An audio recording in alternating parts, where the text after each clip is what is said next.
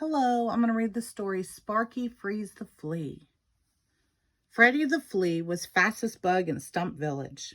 Freddy could jump far and he could jump high. That's why Freddy was always the goalie when the little bugs played soccer. But Freddy had a problem. Every night, Freddy's mom would call to him, "Time to come in, Freddy, time for dinner." But sometimes Freddy would be so busy running and jumping that he would stay outside, even though he heard his mother's call. Freddy was slow to obey. One afternoon, Freddy asked if he could go to the park with Sparky and Firefly. "Just don't jump too high," Freddy's dad warned. "It's quite windy today. I don't want you to get carried away by the wind." Dad said that to Freddy every time he went out the door, but Freddy didn't really listen to him. Freddy was slow to listen. Several of the bugs were already playing freeze tag when Sparky and Freddy arrived. Immediately, Freddy started chasing Katie the cricket. He chased her under the slide and under the swings. Freddy was having such a good time that he forgot everything his parents had told him. Remember, Freddy could run really fast, but he was slow to obey and slow to listen. Later in the game, Robbie decided to catch and tag Freddy. His big feet went boom, boom, boom on the ground as he ran. "I'll catch you now," Robbie shouted. "No way!" Freddy flexed his legs and sprang high into the air. He felt a whoosh of wind as Robbie rumbled by his feet. Then Freddy landed behind the stampeding beetle. "No way you can catch me," Freddy bragged. "That was amazing, Freddy," Laura the ladybug said. "That was one high and fast jump." "Yeah, that was neat," chirped Katie the cricket. "You can jump almost as far and as high as I can, but I'm a lot bigger than you are." She pointed to the swing set in the middle of the playground. "Can you jump that high?" Freddy leaped up into the air and landed right on top of the swing set. "Ta-da!" he said. And the little bugs clapped their hands. Then Katie said, "How high can you jump, Freddy?" Freddy looked around from the top of the swing set. He could see his house on the stump. "Why, I can jump all the way home," he cried. "Oh," said all the other bugs, "let's see you do that." Freddy smiled a big smile and flexed his flea legs. He was ready to jump higher than he had ever jumped before. "No!" Sparky shouted. Sparky flew up next to Freddy on the swing set. "Remember your dad said it's too windy for high jumps today." Freddy was angry. "I don't know why Sparky is telling me what to do," he thought. "I'll show him that I can take care of myself." Freddy crouched down, jumped up, and then soared into the air.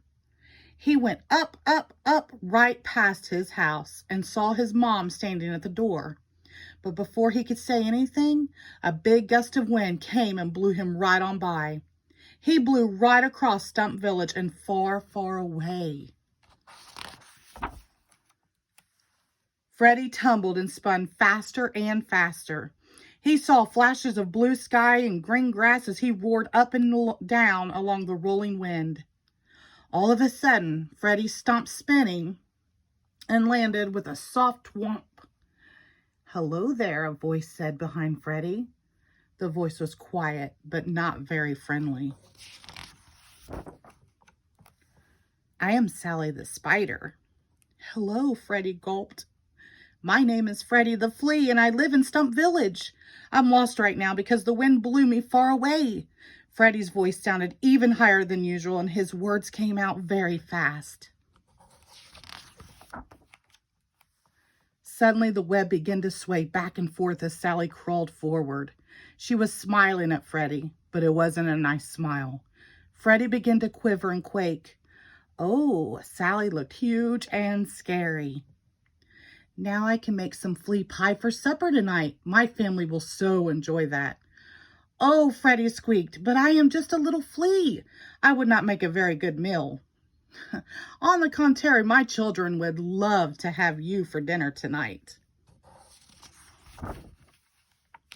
But first, I will need to get my spices." Sally walked back into her kitchen. Then everything was still. Freddy squirmed and kicked as hard and fast as he could, but it was no use. He was stuck tight. Why didn't I listen to my mom and dad? Freddy cried. Now it's too late. Then Freddy heard another voice. Freddy! Oh, Freddy! Freddy, I found you! This was a friendly voice. It was Sparky. Freddy had never been so glad to see Sparky. He had never been so glad to hear Sparky's voice. Sparky zoomed over the web. He fluttered above Freddy. Grab onto me. Don't let go, Sparky commanded. Hold on. Freddy did what Sparky told him to do. Nothing happened at first, but as Sparky pulled and pulled, Freddy felt his legs begin to break free of Sally's sticky, gummy trap. At that very moment, Sally the spider reappeared from her lair. The spider's coming back, Freddy cried. We have to get out of here. Sparky pulled with all his firefly might. Freddy came out of the web with a pop, and two little bugs took off through the air, Sparky still holding on to Freddy. Freddy could see Sally standing at the edge of her web, holding her salt shaker and big spoon. She was not happy. Thank you for saving me, Freddy said. I shouldn't have tried to jump so high on a windy day. You were right, Sparky. That's what friends are for, Sparky, said Sparky. Hold tight. We're off to Stump Village.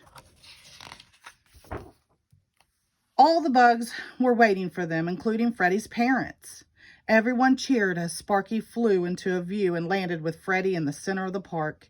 Freddy, his mom hugged him. Sparky, thanks for being a good friend to Freddy, said Freddy's dad. Sparky was a good friend, even though Freddy had been thinking mean things about him back on the playground.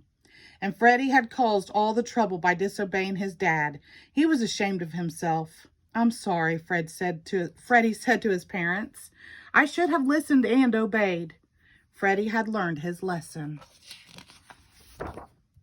All the bugs of Stump Village know that Freddy can still run fast and jump high. But Freddy is also quick to listen to the people who care about him. And he is quick to obey his dad and mom.